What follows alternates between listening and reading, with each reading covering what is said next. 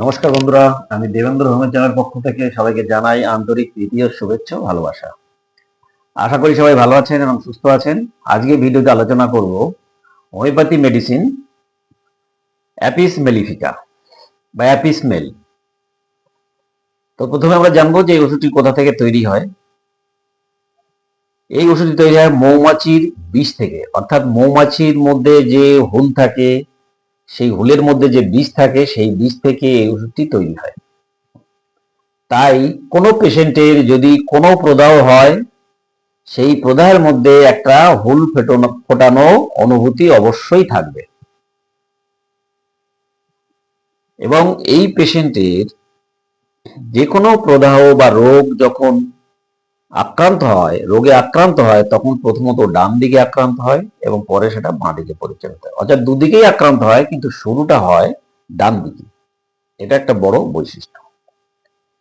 অ্যাপিসমেলের পেশেন্টের পিপাসা থাকে না, তার কোনো জল পিপাসাই থাকে না, সে জল খেতেই চায় না।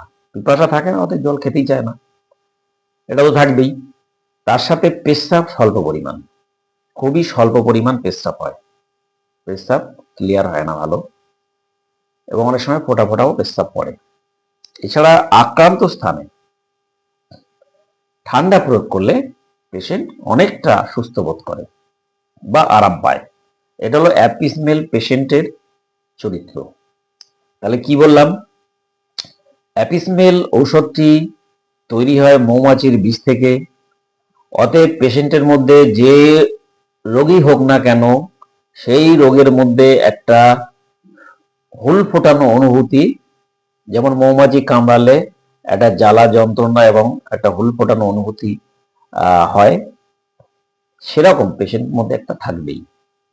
এবং রোগটা শুরু হয় ডান দিক থেকে, পরে বাঁ দিকে পরিচালিত হয়, অর্থাৎ দুদিকে আক্রান্ত হয় এবং শুরুটা হয় ডান দিক থেকে। পেশেন্টের পিপাসা থাকে না, পেশাব স্বল্প পরিমাণ, ঠান্ডা প্রয়োগে উপশম। এটা হলো চরিত্র।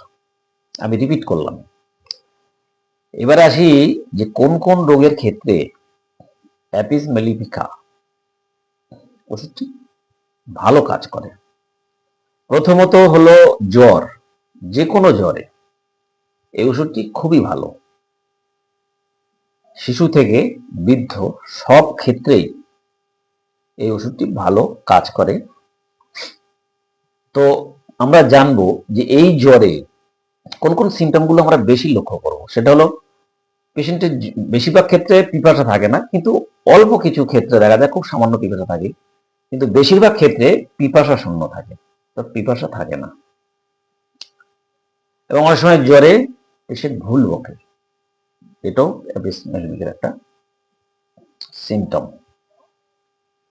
এবং জ্বরের বৃদ্ধি হয় বিকেল 3টের পরে।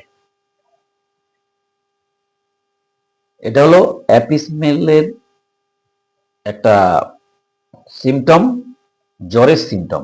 এবার আসি উদরাময়। গ্রীষ্মকালীন উদরাময়ে শিশুরা অনেক সময় দেখা যায় যে গরমের সময় পায়খানা করে ফেলে, মল এমন যে ধরে রাখতে পারে না, মল চুইয়ে চুইয়ে হয় পাতলা জলের মতো। এক্ষেত্রে যদি গ্রীষ্মকালীন উদরাময়ে, অর্থাৎ গ্রীষ্মকালের দিকে এ ধরনের শিশুদের যদি উদরাময় হয়, তাহলে সেক্ষেত্রে এই ওষুধটি খুবই ভালো। এবার আসি ফোলা।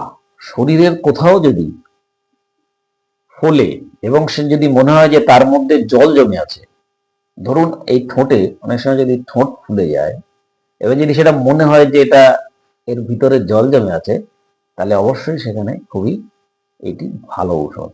শুধু ঠোঁট কেন, শরীরের যে কোনো স্থান যদি জল জমার মতো মনে হয় এবং জায়গাটা ফোলে, তাহলে খুবই একটা ভালো ঔষধ। এছাড়া যদি কোনো কীট পতঙ্গ কামড়ায়, সেই জায়গাটায় ফুলে যায় এবং জ্বালা করে, ঠিক মৌমাছি কামড়ানোর মতো, অর্থাৎ হুল ফোটানোর মতো, তাহলে সেক্ষেত্রে ওষুধটি খুবই ভালো কাজ করে। অর্থাৎ কীট পতঙ্গের দংশনে এই ওষুধটিও দিলে পেশেন্ট ভীষণভাবে উপকার পাবে। এবার আসি চোখ। চোখ অনেক সময় আমাদের চোখে আঞ্জনি হয়, তাতে ভীষণ ব্যথা জ্বালা থাকে, সেক্ষেত্রে এই ওষুধটি খুবই ভালো ঔষধ।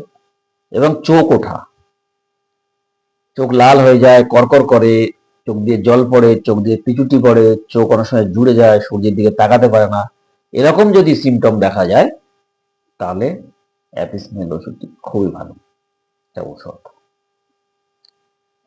অনেক সময় শরীরে আমবাত দেখা যায়, শরীরে কোথাও চুলকাচ্ছে এবং সে লাল হয়ে যাচ্ছে, দাকড়া দাকড়া হয়ে যাচ্ছে, অনেক সময় র্যাশ বেরিয়ে যাচ্ছে গোটা গোটা, সেক্ষেত্রে ওষুধটি খুব ভালো ওষুধ। এবং মেয়েদের ক্ষেত্রে অনেক সময় জরায়ুতে, ওভারিতে টিউমার হয়, সিস্টিক টিউমার, সেক্ষেত্রে ওষুধটি ভালো কাজ করে। এছাড়া বা জরায়ু ফুলে গিয়ে সেখানে একটা হুল ফোটানোর মতো জ্বালা এবং ব্যথা বা অনুভূতি হয়, যদি এক্ষেত্রে দেখা যায় যে ডান দিকে প্রথমে আক্রান্ত হয়েছিল, তারপর বাঁ দিকে, দুদিকেই অত আক্রান্ত হয়েছে, সেক্ষেত্রে এই জরায়ু প্রদাহে ও এই ওষুধটি ভীষণ ভালো। আর কোথায় ভালো কাজ করে? মস্তিষ্ক ঝিল্লি অর্থাৎ ব্রেনের স্নায়ুর প্রদাহ হলেও ওষুধটি কাজ করে ভালো। এছাড়া কিডনিতে জল জমা, পেটে জল জমা, এক্ষেত্রেও ওষুধটি খুবই ভালো কাজ করে। অনেক সময় কানে বাইরের দিকটা লাল হয়ে যায়, চুলকায়, আমার র্যাশ বেরোয়, যদি সেটা লাল বা গোলাপি রঙ হয় তাহলে এটা অ্যাপিসের রোগী, অ্যাপিসমেল দিলে খুব ভালো কাজ করবে। তাহলে কি বললাম বন্ধুরা, এতগুলো কাজের মধ্যে যেটা মাথায় রাখতে হবে, আমি যেটা বলবো সেটা হচ্ছে মাথায় রাখতে হবে, অ্যাপিসের পেশেন্ট যে কোনো ব্যথার যন্ত্রণা বা উদ্বেগ বেরুক, তার রংটা হবে লাল বা গোলাপি, এবং সেখানে একটা হুল ফোটানো ব্যথা অনুভূতি থাকবে, একটা জ্বালা অনুভূতি থাকবে, পেশেন্টের পিপাসা থাকবে না, ঠান্ডা প্রয়োগ পেলে উপশম পাবে, রোগ ডান দিকে আক্রান্ত হয় প্রথমে, তারপর বাঁ দিকে আক্রান্ত হয়, এই কতগুলো সিমটম যদি আপনি মনে রাখতে পারেন, আর এই সিমটম গুলো যদি পেশেন্টের মধ্যে দেখেন, তাহলে এক চান্সে অ্যাপিসমেল দিয়ে দিন। শিশু হলে 6 শক্তি, বড় হলে 30 শক্তি, ভীষণভাবে উপকৃত হবে। বন্ধুরা আজকে এই পর্যন্ত শেষ করছি, সবাই ভালো থাকবেন, সুস্থ থাকবেন।